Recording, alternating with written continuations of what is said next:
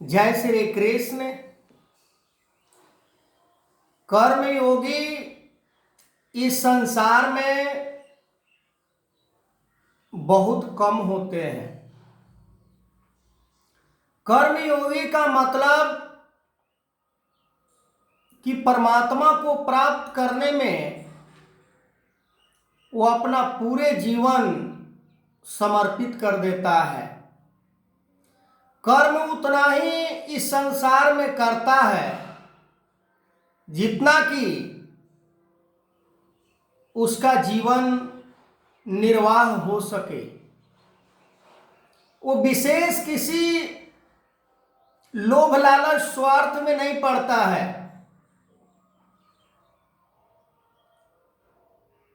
कि मेरे पास और धन हो जाए। और आज तो संसार में धन वैभव के कारण अपने आप को ऊंचा लोग समझता है कि मेरे पास धन वैभव प्राप्त हो जाएगा तो मैं बड़ा आदमी हो जाऊंगा। आज बड़ा आदमी का डेफिनेशन को चेंज कर दिया है इंसान ने कि धन वैभव हो जाएगा तो हमें लोग बड़ा आदमी कहेगा। पर इंसानियत, मानवता, ये सभी ताक पर रख दिए गए हैं। इससे कोई लेना देना नहीं किसी को है आज इस संसार में कि इंसानियत कैसे बचेगा, मानवता कैसे स्थापित होगा। मानव गिर रहा है, लड़खड़ा रहा है, मजबूर फिर रहा है, परेशान जीवन जी रहा है, पर उसके तरफ कहीं सोच नहीं जाता है। पर कर्मयोगी जो संसार में बन के जीता है उसके पास थोड़ा ही सही पर हर किसी को वो अपना परिवार समझते हुए ऐसा जीवन जीता है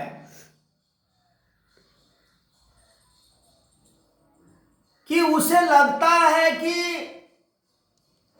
संसार में परमात्मा के सिवा और कोई दूसरा अपना नहीं है। क्योंकि संसार के बारे में वो अच्छी तरह से जान लेता है कि संसार क्या है। और संसार के बारे में कौन नहीं जानता कि संसार का क्या नेचर है। संसार को आप देखिए, पल पल परिवर्तन हो रहा है और उन्हीं चीजों के लिए हम इतना अपने आप को नीचे गिरा लेते हैं। आज तो देखा जाता है कि धन प्राप्त करने के लिए किसी को हम कत्ल भी कर देते हैं। आज धन को इकट्ठा करने के लिए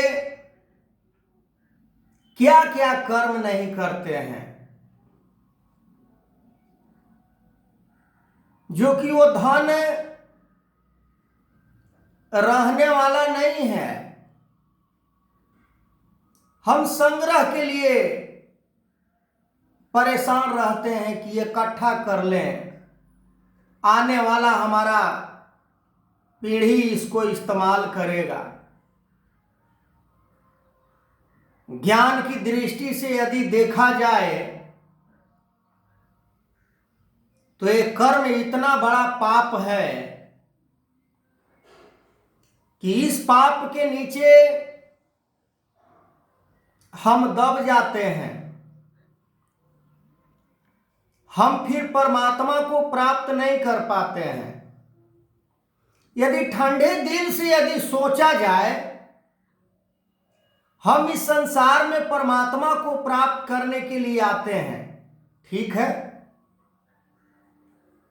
पर हम ऐसे ऐसे कर्म में लग जाते हैं कि जो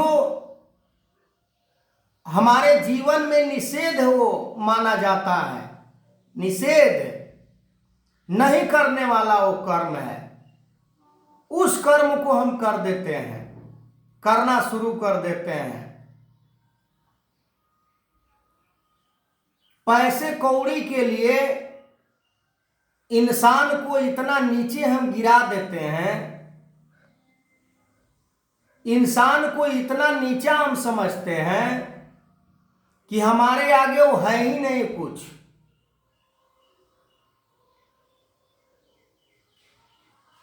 क्योंकि उसको ज्ञान का कभी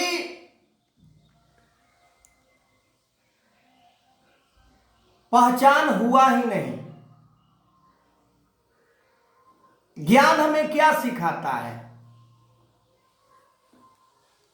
सबसे पहले यदि हम बात करें कि ज्ञान हमें क्या सिखाता है, तो निस्वार्थ होना सिखाता है। कौन है संसार में आज जो निस्वार्थ जीवन जी रहा है? हर इंसान के अंदर लोभ लालच इतना भरा हुआ है, और बात करेगा जैसे लगेगा राजा हरिश्चंद्र जैसा, वो कर्म भी होना चाहिए हरिश्चंद्र जैसा। हरिश्चंद्र बनने के लिए हरिश्चंद्र वाला कर्म को अपनाना पड़ेगा। हम अनेकों भक्त का नाम को दोहराते हैं, किसको सुनाते हैं? क्या इससे मतलब निकल जाएगा? क्या हमारा जीवन सार्थक हो जाएगा? क्या हमारा जीवन संवर जाएगा? क्या हम जीवन में मोक्ष को प्राप्त कर लेंगे? नहीं प्राप्त कर सकते हैं। ये विकर्म है। विकर्म हमें नरक की तरफ लेकर जाता है। अरे इंसानी चोला को यदि प्राप्त किए हैं तो इंसानियत वाला गुण भी आना चाहिए। और धर्म की तो बात ही छोड़ दीजिए कि मैं धर्म को मानता हूं। धर्म क्या सिखाता है? धर्म क्रूरता सिखाता है? धर्म अहंकार करना सिखाता है? नहीं, धर्म हमें सही रास्ते पर चलाता है। धर्म के अंदर ही सारे दैविक गुण छुपा हुआ है। प्यार हुआ, दया हुआ, करुणा हुआ, सहनशीलता हुआ, भाईचारा हुआ, एकता हुआ, मिलवर्तन हुआ, कितना को गिनती कर सकते हैं। अगर इनमें से थोड़ा थोड़ा भी अगर प्रयास करे इंसान, तो उसका सोच विपरीत दिशा की तरफ नहीं जाएगा। अरे धन वैभव के लिए किसी को दुदकार देना, ये कहाँ का दैविक गुण है? दैविक गुण हमें ये नहीं सिखाता है कि किसी निर्धन को हम कोई कद्र ना करें, कोई उसका हमारे सामने वेट नहीं है, वैल्यू नहीं है। राजा जो होता है ना, वो अपने सभी प्रजा को एक दृष्टि से देखता है। वो राजा नहीं सही होता जो एक को गले लगाता और एक को धुतकारता है। फिर राजा होने का मतलब क्या रहा? वो राजा है ही नहीं। वो राजा के नाम पर कलंक हो सकता है, वो राजा के नाम पर वो ढोंग कर रहा है। राजा तो ये परमात्मा है, जो इसके अंदर क्या नहीं हो रहा है। पापी भी विचरण कर रहा है, साधु भी विचरण कर रहा है। कैसे कैसे कर्म इसके अंदर हो रहे हैं। अरे जीवन को प्राप्त किए हैं तो परमात्मा की प्राप्ति होनी चाहिए। मन के अंदर से जो भी लोभ लालच स्वार्थ है, हाँ, जीवन जीने के लिए कुछ चाहिए, थोड़ा वस्त्र चाहिए, थोड़ा खाना चाहिए, स्नान, क्या नहीं हमारे धर्म शास्त्रों में लिखा गया है इंसान के लिए। क्या एक कदम भी हम चलते हैं? नहीं चलते हैं। और नहीं तो हम धर्म ग्रंथों को पढ़ पढ़ के अपने जीविका को चलाते हैं, हम रोजी रोटी का उपाय उसको बना लिए हैं, हम जीवन जीने का उसको उपदेश नहीं मानते हैं कि हमें जीवन जीना है इसके तरीका से, जो कह रहा है इसके तरीका से। वेद ने तो मनुर्भव कहा कि मनुष्य बनो। क्यों नहीं हम बनते हैं मनुष्य? क्या लोभ के कारण बन जाएंगे? क्या स्वार्थ के कारण बन जाएंगे? मनुष्य एकदम निर्मल होता है, मनुष्य के मन के अंदर कोई छल कपट नहीं होता है। फिर तो अगर छल कपट कर रहा है तो वो राक्षस है, वो असुर है। फिर संत मनुष्य नहीं है तो फिर संत कहाँ हो सकता है यार? संत नहीं हो सकता है। संत का डेफिनेशन जो है, अर्थ जो है, वो बहुत बड़ा है। संता ना छोड़े संतई, बाबा हरदेव सिंह जी महाराज कहा करते थे। संता ना छोड़े संतई, चाहे कोटक मिले असंत, लाख कितना भी उसको असंत मिल जाए, आसुरी प्रवृत्ति वाला राक्षस मिल जाए, बुद्धिहीन व्यक्ति मिल जाए, पर संत अपना फितरत नहीं छोड़ता है। जैसे हमारे इस लोक में बहुत सारे ऐसे दैविक गुण वाले हैं, जैसे सूर्य की बात करें, सूर्य कभी नहीं ऐसा सोचते हैं कि अरे चल मेरे आगे पापी आ गया, मैं प्रकाश नहीं दूंगा इसको, सबको देते हैं।